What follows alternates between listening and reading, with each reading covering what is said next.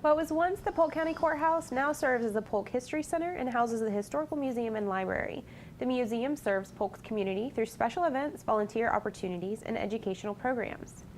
The museum's exhibits and programs continue to grow and change as new information and artifacts become available. More details are coming up next on Polk Place.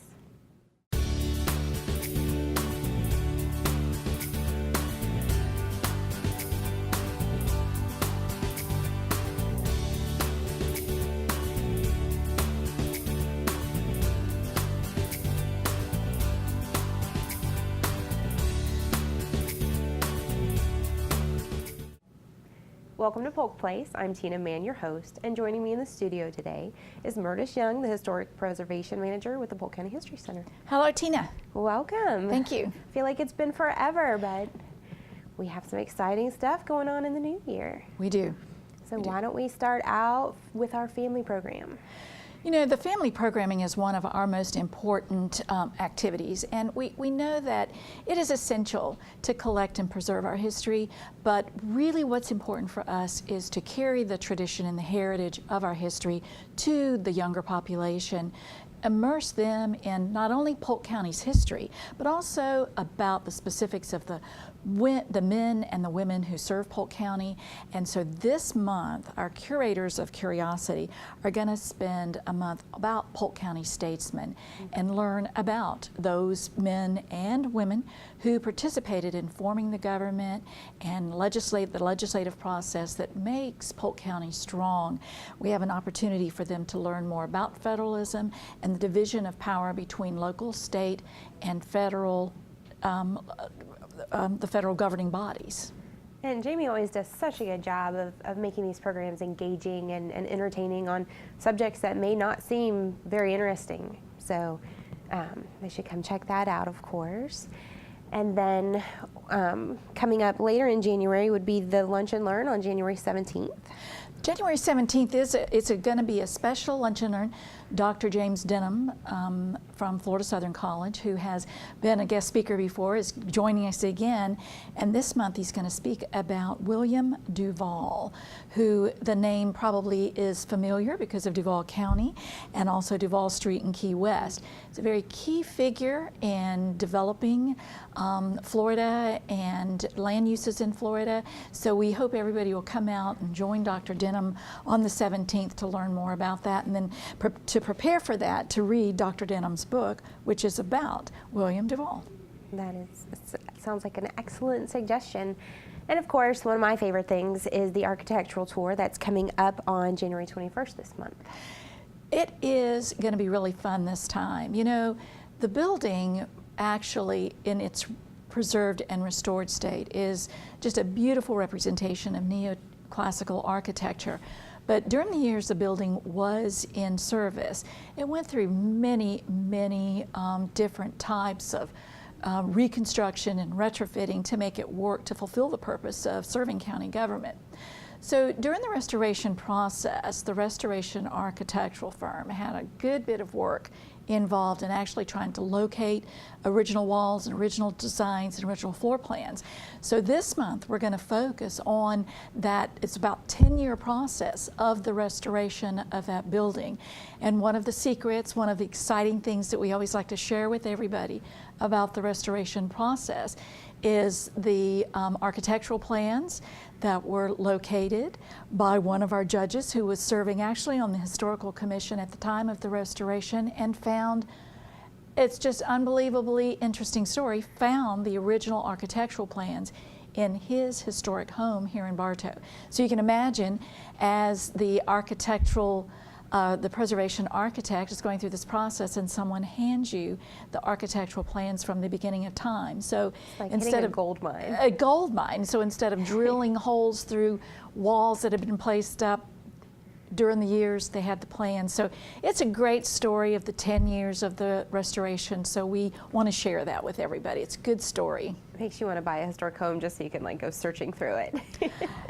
Good idea. Good idea. So that's, I don't know if people have gone to the History Center lately, but I was wandering through the other day and I was noticing some new exhibits. New exhibits. Let me tell you, one of them, this is exciting. We have a new exhibit that is about Coca-Cola. And you might ask, why, okay, we're Polk County History, and we represent Polk County history. What is our connection to a national brand? And we have a wonderful connection to a national brand, and that's the way we interpret our history and tell our stories. Of course, Coca-Cola is a very important national, international organization. And we were fortunate enough to be the recipient of one of the old Coca-Cola boxes, the cooling boxes. And we had that in place for a while and looked at it and thought about how do we tell Polk County's story around this cooling box? Well, last year, Coca-Cola National did a 75th anniversary, commemorative anniversary of the actual design of the Coca-Cola bottle. You know, that bottle that you grab that is the Coca-Cola bottle was very specifically designed so that anybody that ever picked up that bottle would know they were holding that wonderful product, Coca-Cola. So we have a collection, a lovely collection of historic bottles in the exhibit. We feature that nice Coca-Cola box, and that tells a story about the Coca-Cola national brand. But most important to the exhibit is the fact that Polk County had a very intricate and very well-developed distribution center for Coca-Cola. Almost all of the cities in Polk County had a bottling and distribution center. Really? So we're fortunate enough to find and locate historic photos of some of those buildings and the distribution centers, the bottling companies, and those are on display. So everybody loves the beautiful red Coca-Cola brand, and that red is very vibrant and very much a part of this exhibit. It's very exciting. We have the story about the development and the evolution of the bottles. We have a very significant inventory of those bottles on display.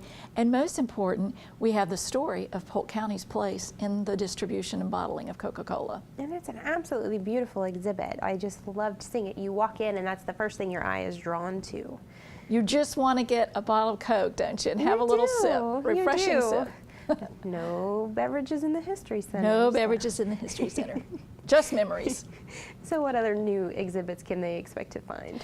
Well, we're really pleased that we are completing we've refurbished one of the exhibits that was mostly about community.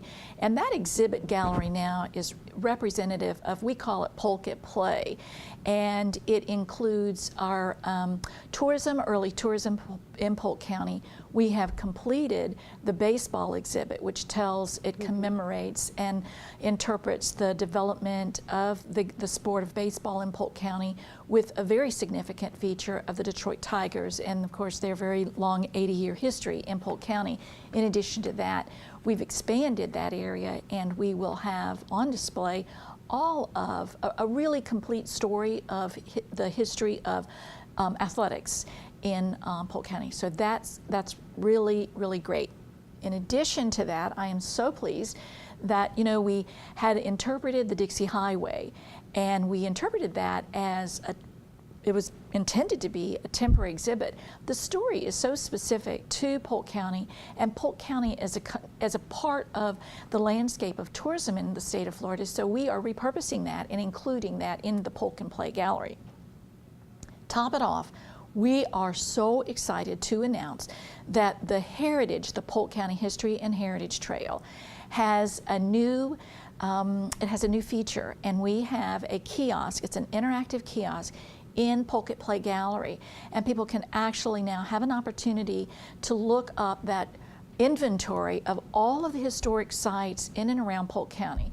The videos that we have been producing about the heritage sites are available on that kiosk.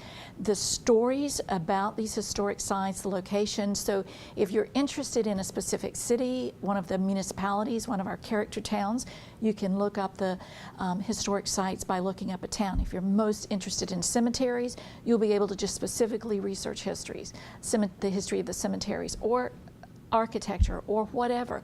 We are so thrilled to put a tool in the History Center that allows people to actually, in the History Center, start their tour, and we send them out in the county around the 17 municipalities and in the unincorporated areas to find and immerse themselves in this wonderful, wonderful history and heritage that Polk County offers. You guys have worked so hard on that project to bring that to, Polk County residents and everybody who visits you guys. And you guys do a wonderful job of telling that story. We do. We're storytellers. We love to tell stories, and we love to tell stories in a way that is interactive and engaging.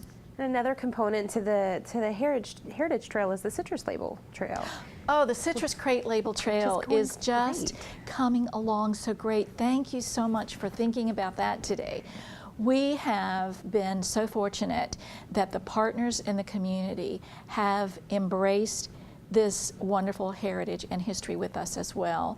We have continued developing the trail, and that is for the audience a reminder that it's a part of the Polk County History and Heritage Trail, and it is specific to the citrus industry, specifically the citrus crate labels that were used to market fresh fruit to the northern markets.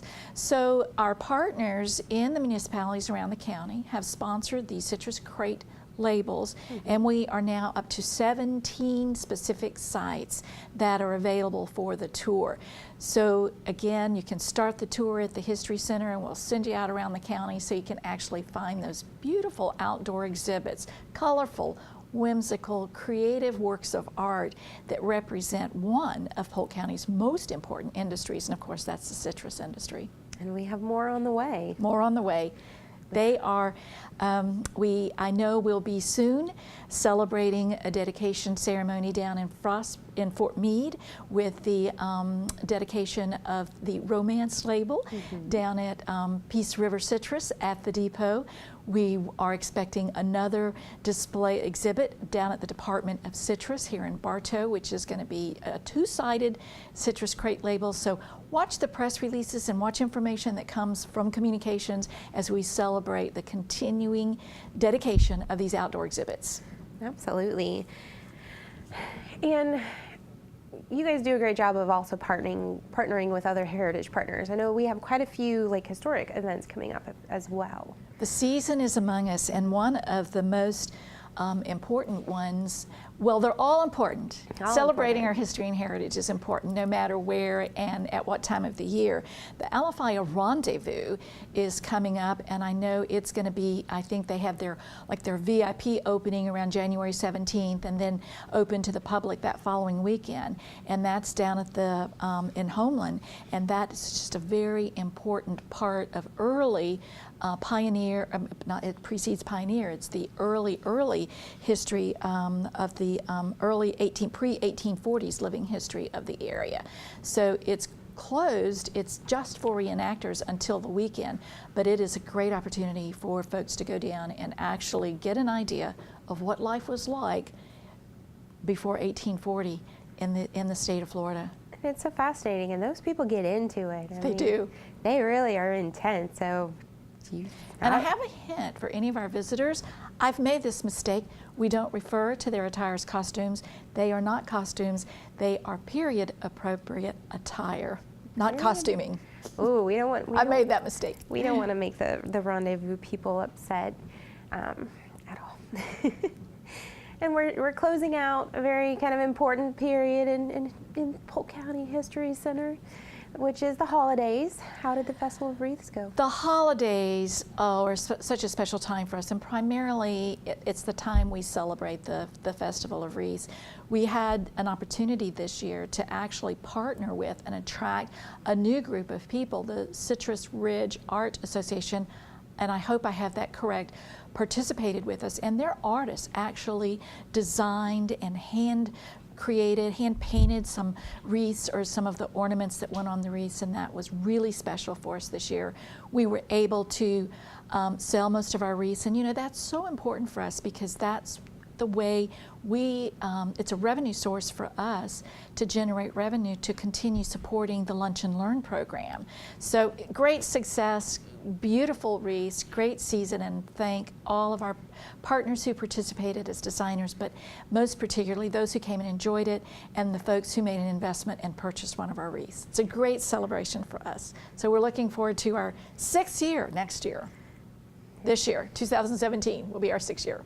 It's It'll be the 7th year. 7th year. Oh, It'll excuse be me, the that's 7th right. year. Thank you. We just Oh, yeah. finished the 6th year. That's right.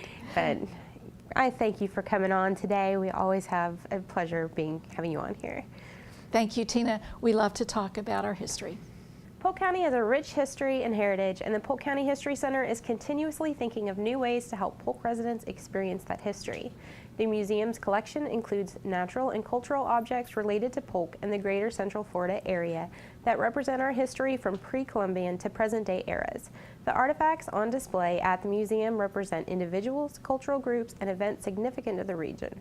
Located at 100 East Main Street in Bartow, the History Center is open Tuesday through Saturday, 9 a.m. to 5 p.m. For more information about exhibits and events, you can check them out on the web at polkhistorycenter.org or give them a call at 863-534-4386.